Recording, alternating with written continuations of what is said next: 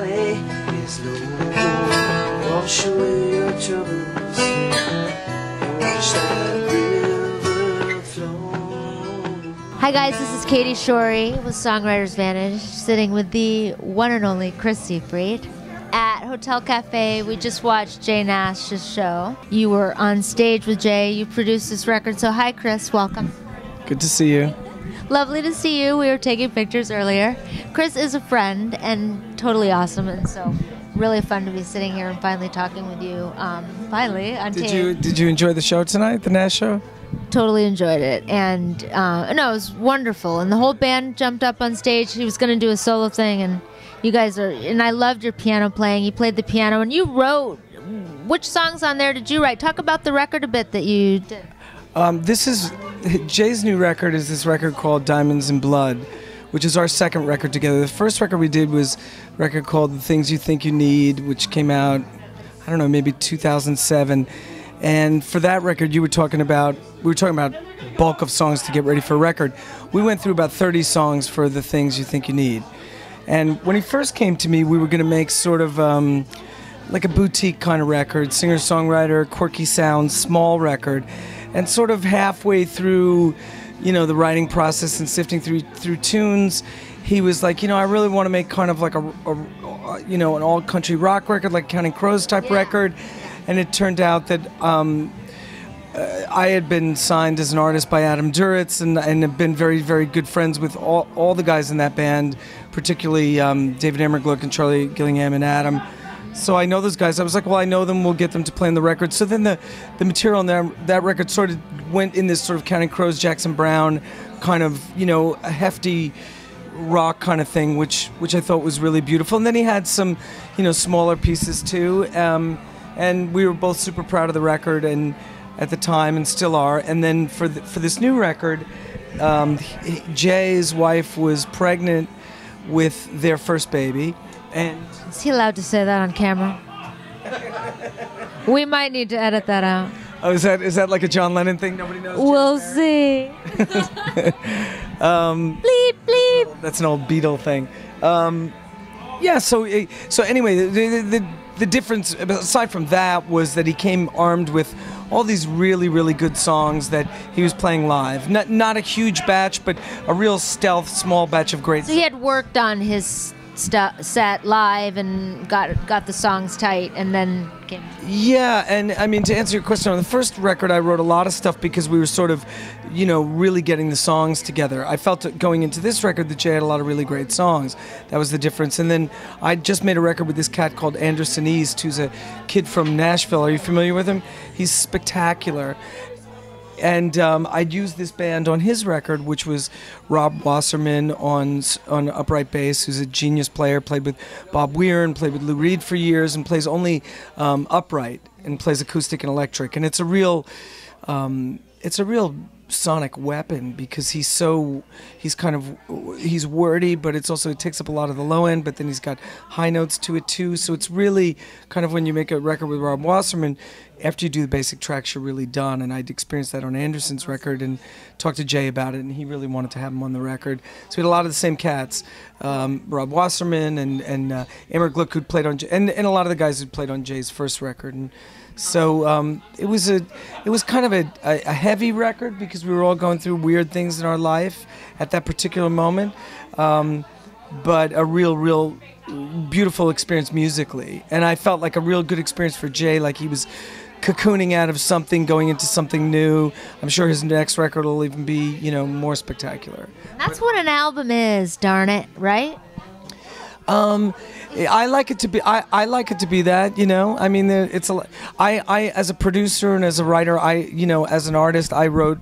Coming up, I always wrote albums. You know, 10, 12 songs. You caught what I was saying. Yeah. I feel you. Just, you know, your heart, your guts go into it, and you craft it into a piece of art. Not that an EP is not that. Well, you know, it depends. A lot of times what I'll do is I'll do an EP first with an artist. Like I'm doing this girl in New York called Dana Parrish, who's made a record before. She's made records before, but it's our first time working together, and we're sort of like exploring some new musical territory for her. And I was like, let's just make an EP and like see if it catches. you know. And I imagine that you kind of have to do that for the most part these days, right? It depends, you know. I like an EP because you can, you know, it's better than doing a couple of tunes. You can feel like you made something. I prefer an album more. It's a lot more work. And money. Pardon? And money.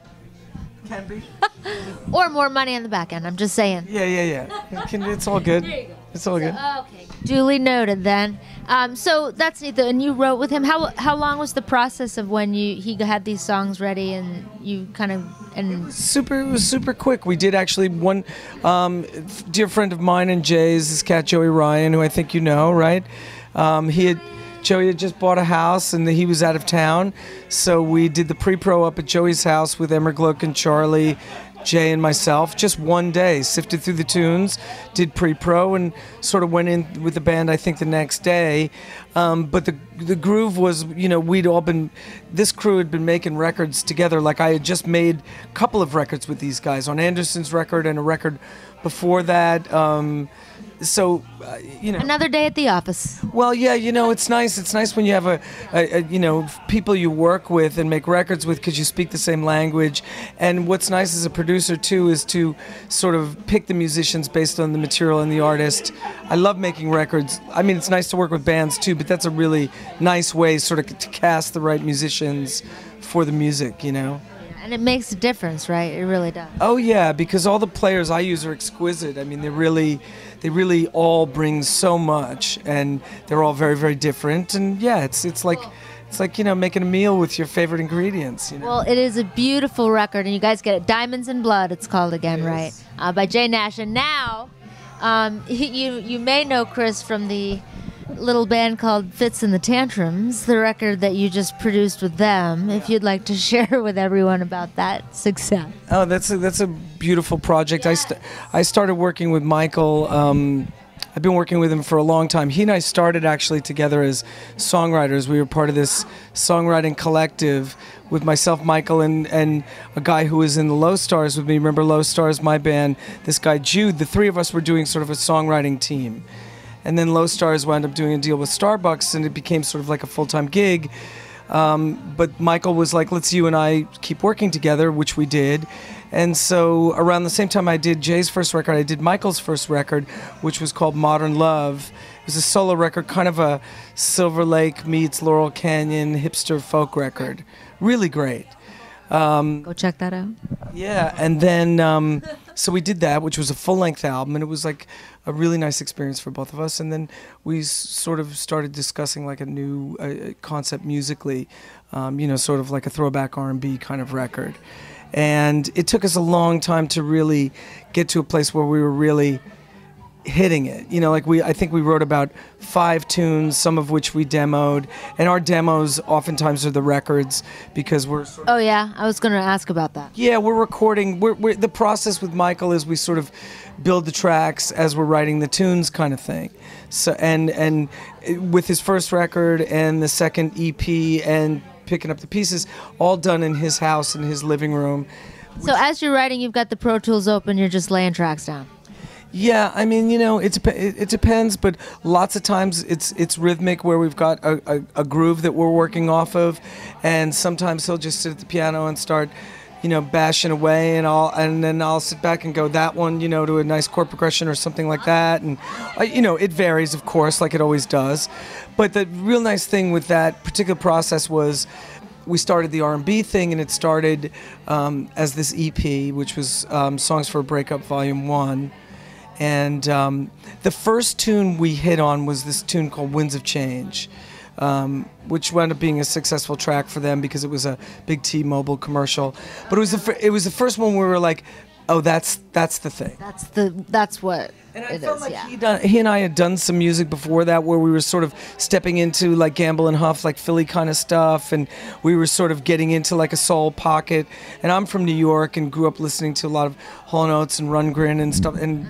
And my early career was kind of like an R&B duo. So we really, you know, jammed on it hard. But it took time to really craft the sound and get the tunes and all that, and we put together this 5-song EP, and it came out, and the single "Breaking the Chains" immediately took flight. Like this cat, Mark Ronson, straight away started playing the single, and so everybody, it was lucky, you know, everybody. Did you get the record to places, or did they already have the connections, or what was your hand? What was your hand in that success? You know what I mean? Like in terms of did you help get the song out? Were you involved? No, we made the record, and Michael had a real good manager. This guy I work with a lot called Brian Klein, who also does Joe Purdy, and they put the record out to a lot of blogs like you do with independent records, and so it just found its way to him, and he hit the track, and then people started hearing about it. So, but even with that, I guess good music it'll catch on. I remember when we made the EP, we were like, Jesus, man, if this thing doesn't happen, I gotta go like this with the gloves, you know, like, you know, we just were really super happy and stoked on it. The good news is that people responded to that. Yay! It really happened straight out of the box for them, because they played their first gig here at Hotel. And it was packed. And I brought Brian down to see their Michael. First gig after we made the EP, and the band was sort of coming to, as we were working on the EP, people from the band were coming into the fold. Like James King was on the EP doing horn charts, and the drummer was coming in doing loops and stuff like that. So it was sort of falling together, but it started as this, you know, sort of studio collaboration. And then the band started falling in. We had the EP, and then Michael put the band together, and straight away from the first gig was here. It was packed, and they killed. And I remember how happy Michael was after. Like, I went to the dressing room. He was so happy with the gig and so happy to have created this music. And I had just a really, really good feeling about it. And yeah, I just had a good feeling about it. The right people came together, it seems like. Yeah, absolutely. Who knew what they were doing, and it was just magic after that. It kind of, and the other thing is, you know, the successes I've had is usually doing things that are against the grain, that don't sound like the things that are going on. And so, you know, it's got that added ingredient of being something new, as opposed to, you know, if you're in the fray of a kind of music that people are doing, then you have to have the best song, you know, whereas if it's, you know, it's not depending, but if it's got an interesting aesthetic, you also have that, you know, you don't have to, you know, she's got good clothes and a good personality, you know what I mean? There you go. Yeah, exactly. No, we got it, Chris, and congratulations on all that. It's wonderful. Talk to us about what's happening next. Now that you've had all this, have you had, you know, people banging down your door now, or what's going on?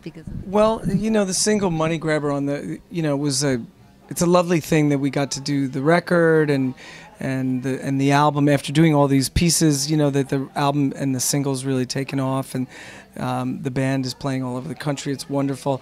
The first thing I did was I just scored this movie called Roadie, which is Michael Cuesta's new movie, and it's about this 45-year-old cat who's had the same job his whole life. He's been a roadie for Blue Oyster Cult, and the movie opens with him getting fired. So Michael, who I grew up with, asked me to do sort of like a single electric guitar score. And it's kind of a dark piece, you know. It's kind of like The Wrestler said, but the cat's a roadie, so it's set to music. And so the whole movie, the score is sort of this dark kind of Neil Young, Steve Stills electric guitar score. And in the end of the movie, it ends on sort of an uplifting thing where the guy's in his mother's back garden, and they have this moment together. And to contrast that, the movie ends with a piano song by Jackson Browne called The Loadout. Do you know that song, Now the Streets Are?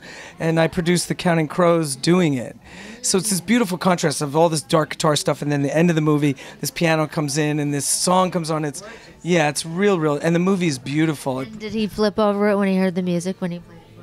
Who's that? Or I assume whoever you know, when you presented the music back. Well, talk to us about that process really quickly, because scoring, that's no small task. That's very cool. You know, it's kind of like writing in that writing songs, and that there's repetitive themes that you come back to. The thing that was really nice is you're sort of jamming to the picture. Is that what it? So you're watching and you're just kind of. Yeah. In fact, I thought I was just sketching. And the director really liked what I was doing, and I was like, well, there's no way I could recreate that, because I'm just like in the moment, you know what I mean? And luckily he was looking for like a lo-fi kind of thing anyway. This score is supposed to sort of feel like the roadie in his basement as a kid, sort of, you know. That's kind of the... So the gritty worked. Yeah, the gritty really works. And I guess your question, it premiered at Tribeca in New York, and Adam was there. And so the movie ends, and, you know, in Loadout it starts with the piano, and then it goes to the big rock thing. The whole audience was like super clapping, like we were at a concert.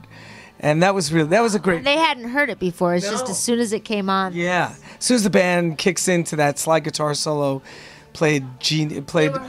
They were hooked. My genius friend David Emmergluck. Yeah, it was great. You're making music, man. Yeah. That's awesome. So making music. Yeah, making music. What else can you say? Excited for you. So you. because of that, what is going on? And I mean, I'm sure, you know, you're just getting busier and busier and harder, right? You're going to stop coming around here and hanging out in your mansions. I don't know. He'll still come around. No, we love Hotel Cafe. We'll never leave here. But the point is, things are on the up and up for you, my friend. And so how can people stay in touch? And I mean, do you accept submissions from artists, or how does that work? Yeah, I just recently signed up to this thing, Music 180, which is a producer's site where I get like requests to, you know, it's really cool because artists can send in songs, and I can sort of, you know, do it in a lot of different ways, go through their songs with them. You know, kind of almost feels like a tutorial or something like that. So I think that's a really, really cool site. It's called Music 180. And that's not just for me. That's, you know. I've heard of this. Yeah, lots and lots of producers are on it. But I think it's cool. I think it's a cool way for people for artists to sort of contact people that they want to work with and get opinions and stuff like that. And you guys are open to, I imagine that it's just a small fee. Pardon? I said, I imagine it's a small fee or something, and I then suppose, meaning yeah. it's incentive for you guys to be listening to all of these artists. I mean, but that's fine. I mean, you're doing work and you're listening to their music, so I think it's a great service. I mean, I love doing it. It's part of what I do as a producer anyway. You know that, or just contact my manager, Bennett Kaufman, who's, you know, one of the best. And yeah, I mean, I find music in all different ways, and I kind of just work on stuff I want to work on, and it's good. What's the website? I would say best to get in touch with me through the BK Entertainment Group, which is Bennett Kaufman's company. Or, you know, you can find me, Chris Seefried. You know. Come hang out at the Hotel Cafe. You might bump into him once in a while and have a beer with the guy. Honey, you're adorable. Hugs. Yay. Woo. Our Chris. We're all partying, taking pictures, family, and we're psyched for you, and thank you, sweetheart. And we'll see you again soon, and Sanchez. We'll have part 2 soon. For now, Katie Shorey signing off with Songwriters Vantage, Hotel Cafe. Chris Seefried, everybody. Thank you, sir. Bye, guys. Yes, thank you.